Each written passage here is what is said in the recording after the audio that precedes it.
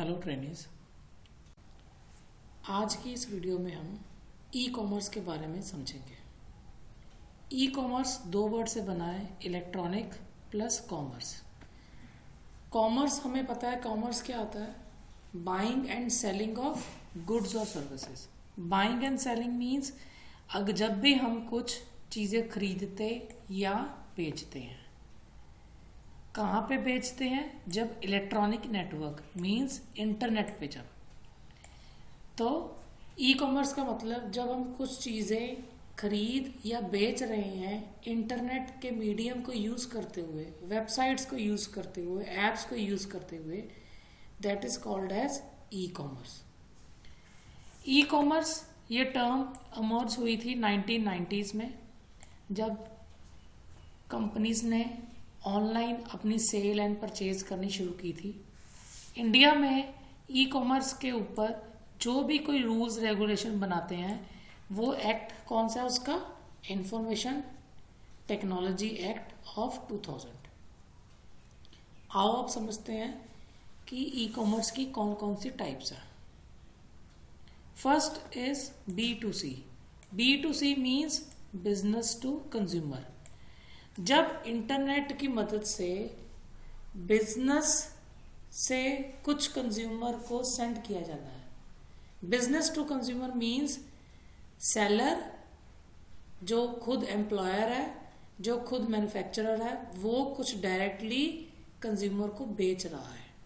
जैसे कि एग्जांपल, अगर आप नाइकी की वेबसाइट पे जाके वहाँ से जब कुछ अपने शूज़, टी शर्ट्स या कोई भी ऐसा स्पोर्ट्स प्रोडक्ट खरीदते हो, तो that kind of transaction, that kind of commerce is called as B2C, which is business to consumer. Next type is B2B। B2B means business to business. जब एक business अपनी कोई चीज दूसरे बिजनेस को बेचता है, that is called as B2B। अब अगर आपको सभी को पता है हम वेबसाइट्स बनाते हैं, तो एक बहुत फेमस नाम है GoDaddy। तो GoDaddy ऐसा है जो आपकी वेबसाइट बनाने में आपकी मदद करता है। तो GoDaddy एक बिजनेस है जो अगेन किसी बिजनेसमैन को आगे वेबसाइट बेचता है। ऑनलाइन जाती है सब कुछ, so this is called as B2B। Next is C2B, which is consumer to business.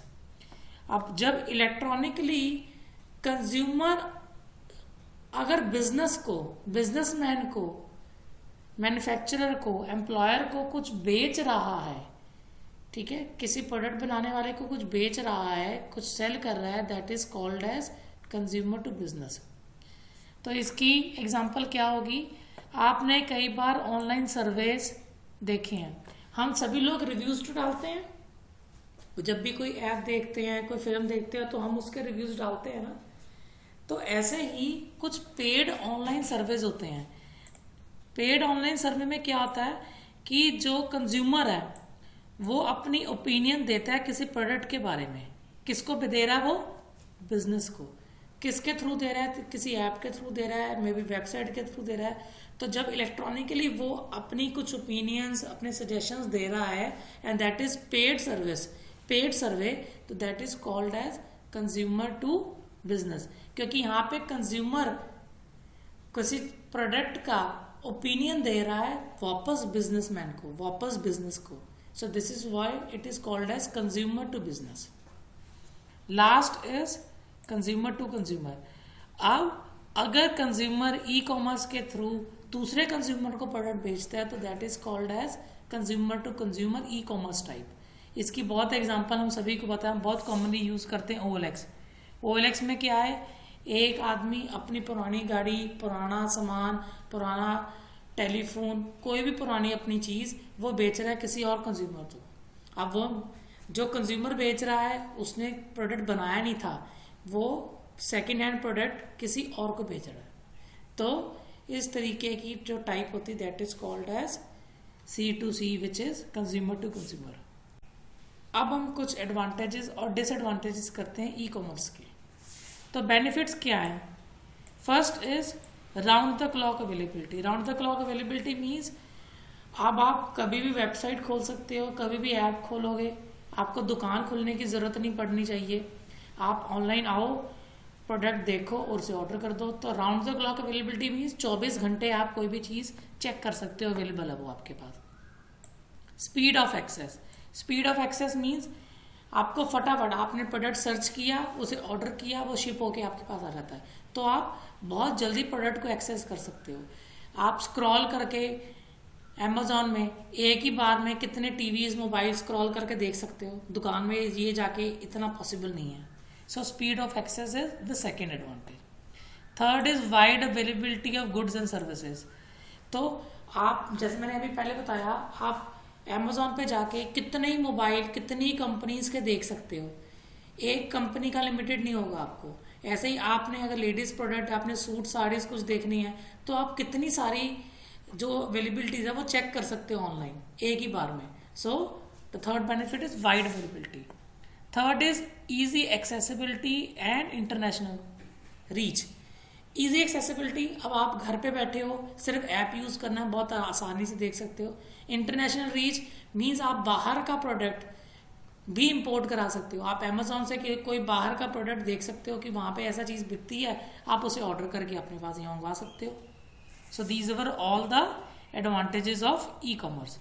Now the few disadvantages of e commerce is consumer जो है वो प्रोडक्ट को फिजिकली नहीं देख सकता। आपने उसकी फोटोग्राफ देखी होती है, आप उसे टच नहीं कर सकते। तो कई बार ऐसा होता है कि ये लोगों ने कंप्लेंट कर, आपको पता है रेगुलर आती है कि हमने जैसा प्रोडक्ट देखा ये स्टफ वैसा नहीं निकला, ये दिखने में वैसा नहीं था। सो this is the disadvantage of e commerce कि आप प्रोडक्ट को अपने हाथ से देख नहीं सकते, छू नहीं सकते, like that. Second is wait for the shipping. तो अब आपको प्रोडक्ट की वेट करनी पड़ती है कि प्रोडक्ट वो शिप होके आपके पास आएगा, मीन्स वो आपको कोरियर आएगा, आपके पास पहुंचेगा। अगर आपने ऐसा कुछ खरीदना हो, फॉर एग्जांपल आपने मोबाइल खरीदना है तो आप किसी मोबाइल शॉप पे जाओगे, उसे पैसे दोगे, साथ के साथ ले आओगे। बट ई कॉमर्स में ऐसा नहीं है।